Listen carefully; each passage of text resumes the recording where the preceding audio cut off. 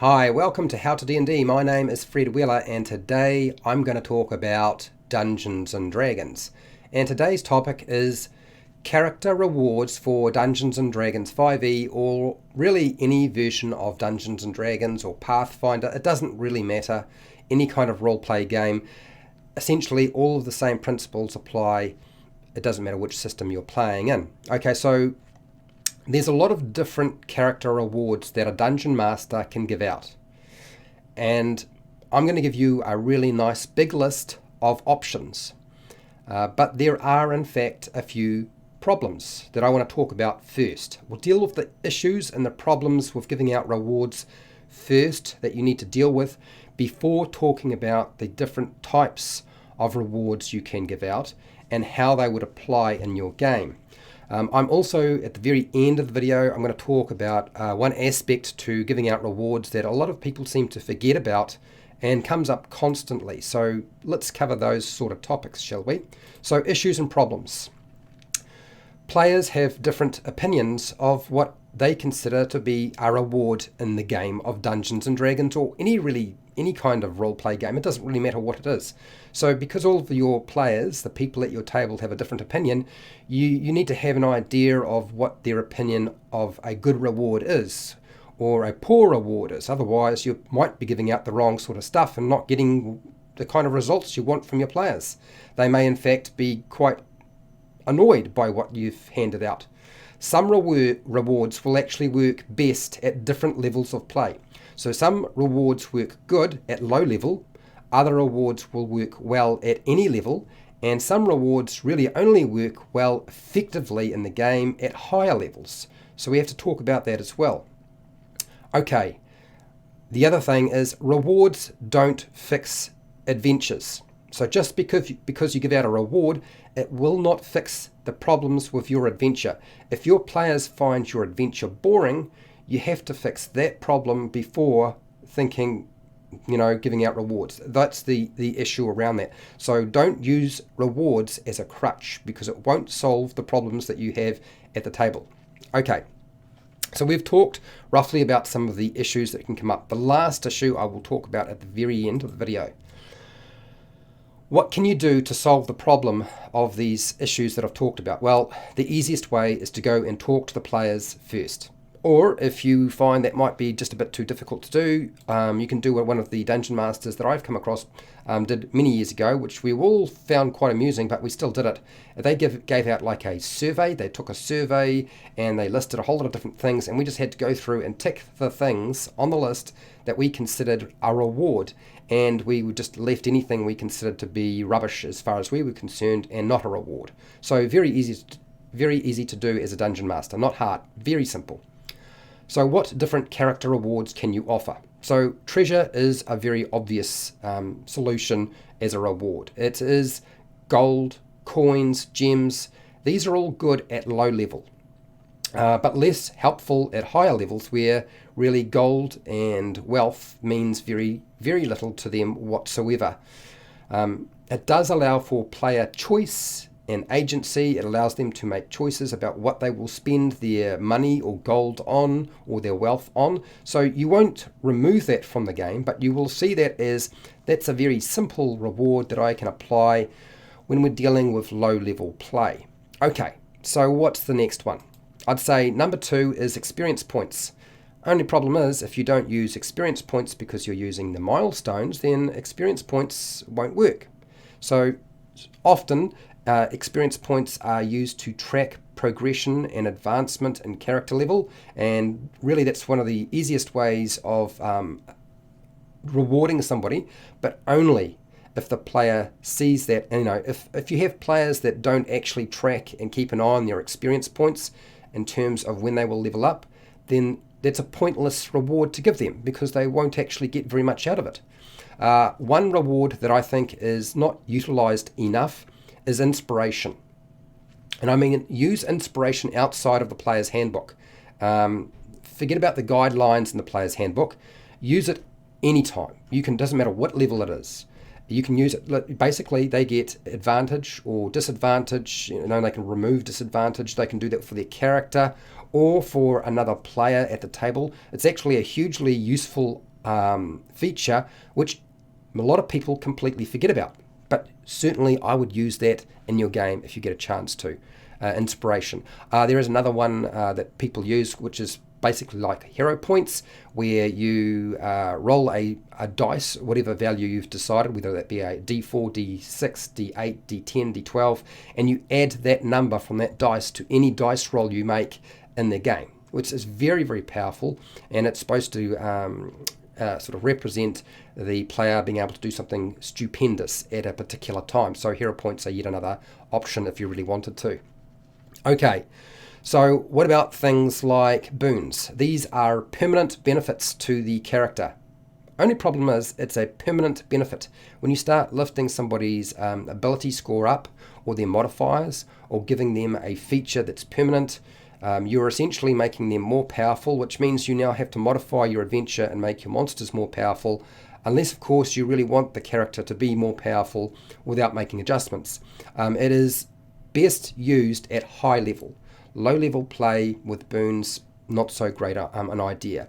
High level play from about level 5 onward is it just snowballs, so it won't really matter. You can give them more stuff and it isn't going to make them, it'll make them more powerful, but in terms of the effect on the game, you're already dealing with a snowball effect anyway, so it won't really have a huge effect, but your players will consider it a huge benefit to them.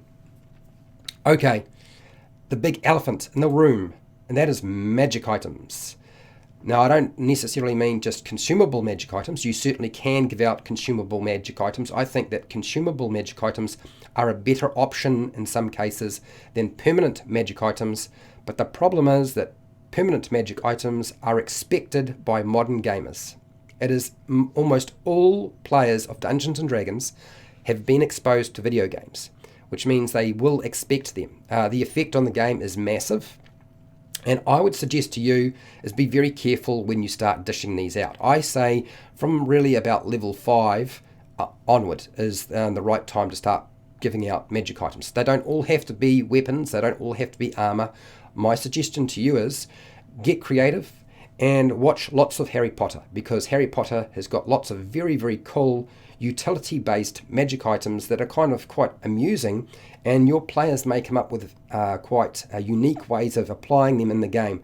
So I would suggest going and watching lots of Harry Potter. There's lots of very cool magic items that aren't just swords and an armor. So certainly go and try that one out first. Okay, what about a non-player character contact? Somebody that they can go and see when they need help. Now, the great thing about a non-player character contact is you can use it at any level. It's always useful. It is useful for the players, and it is hugely useful, and let's be selfish, for the Dungeon Master, because it can push the characters and the players back on track and in the right direction. So I would utilize your non-player characters contact, whether that be a patron or somebody who supports them. It might be somebody who simply will offer give them money when they need to. It might even be a god. It could be somebody who's a god that provides information at the right time, or a sage. It doesn't matter. You decide.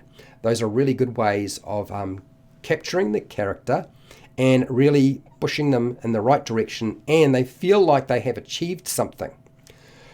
What about leveling up? Well, leveling up is fine. You can just give them another level. But only really works if you are willing to do so, and it's again a lot more, it's not quite as the same as giving them experience points. It works better if you're using a milestone, and it works if your story allows for it. So if you are fine for them to level up at this point and it's going to work for you and you feel like they have achieved something, then great, do it.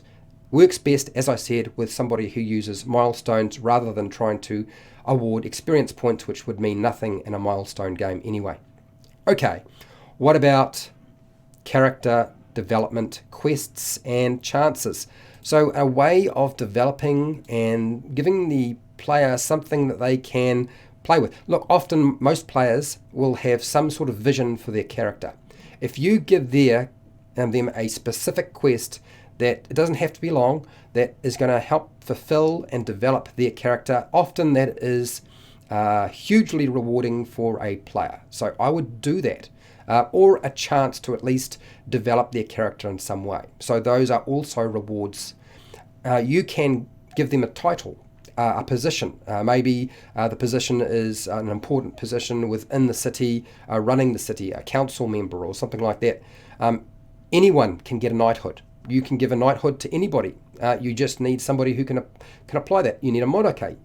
You need a queen or a king or something like that. So making them a noble of some kind.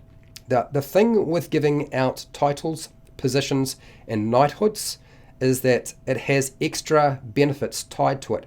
So usually if you have a knighthood, you also wind up with land and property, or in some cases also additionally wealth. So that's like gold, treasure, coin, that sort of thing. So be wary when you're utilizing this. This particular feature works best, I would say, at higher levels. I would starting to look at titles anywhere from level 5 or level 10 upward, depending on how far you're going to take your campaign. If you're going from level 1 to level 20, then aim for about level 10. If you're only going from level 1 to level 10, then aim for about level 5 with your knighthoods and titles and positions. And of course, if it doesn't work in terms of the story, then don't do that.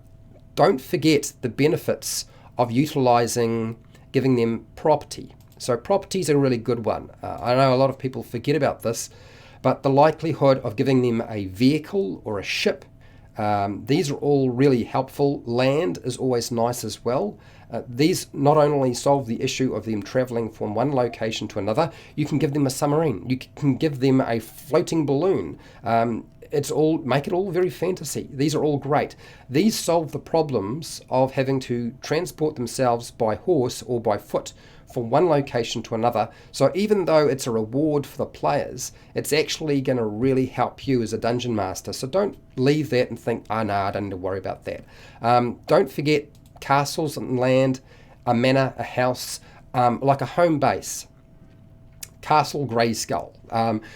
It does not have to be a full-fledged castle. It could be just a fortification. It might be in disarray or ruined, and they might have to rebuild it.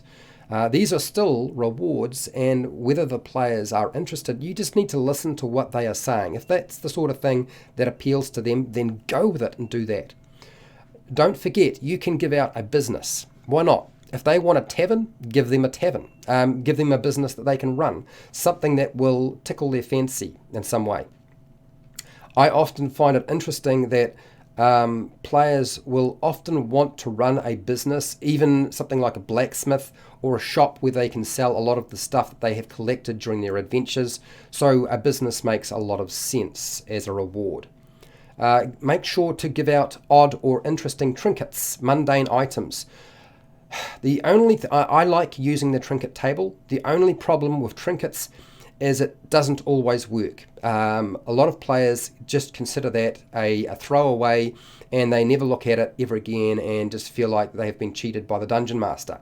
So don't use them unless you have a player at the table, a person who is going to find that quite interesting. And I would give them trinkets that can be tied to the adventure in some way, so that it might be like it might be a key or part of a key or a section, something that is required somewhere within their adventure, rather than it just being an item that they pick up that has no sort of link to the adventure that you are running or the campaign you're running.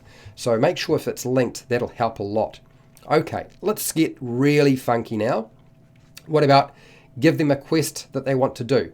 Now, I kind of already covered that to a large extent, but what I mean is often players have this vision or belief about what they want to do and experience in the game of Dungeons and Dragons. And that will often be tied around fighting a particular monster. They're looking for an epic experience. They are looking for a battle with a beholder, a dragon, or some other legendary Dungeons and Dragons monster. They're really wanting to see just what it's like to face these well-known creatures. This is very much not so much as a player a character tie-in, but more at a player level where people sort of have these visions and beliefs and they want to sort of experience that. So you can make that happen by giving them a battle with a monster that they have been talking about a lot. Or I had a dungeon master years ago give out a survey asking, please, tell me 3 monsters that your character would like to fight at some point within the campaign. And it was as simple as doing that. And then you take that information and then you know what you're going to be having to put into your adventure, and you know if it's going to work for the campaign or story you're running. What about a mount? Look, we don't always want to be riding on a horse or an elephant or a camel, even if, some players will be happy with just getting an elephant to ride, or a camel, something other than just a horse. An unusual or rare or exotic creature that they can use as a mount. Look, I did a video on dragon riders. Now, it doesn't have to be a dragon. It can be anything you like. And it can be exotic. It's something that's sort of just for them. And I would give them a mount that's got plenty of hit points so they don't have to worry about this exotic and unusual and rare mount staying home, because every time they get hit with fireball, the mount dies, and of course they can't go and buy another one because it's so rare and exotic.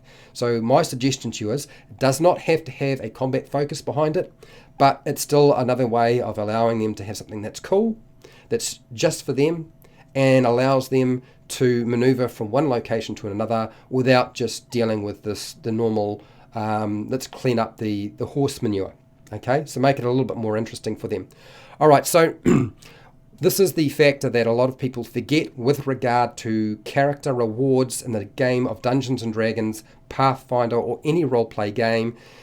And unfortunately, it is often overlooked, and that is, don't give out rewards that are going to create conflicts. If there is a reward in the game that you give out, and you know specifically there are 2 individuals who will probably fight over it because it would be useful for both characters, then try to figure out how to make sure that item goes to the individual you want it to go to. And why not have 2? Does there have to only be one of this thing that the players are going to likely fight over?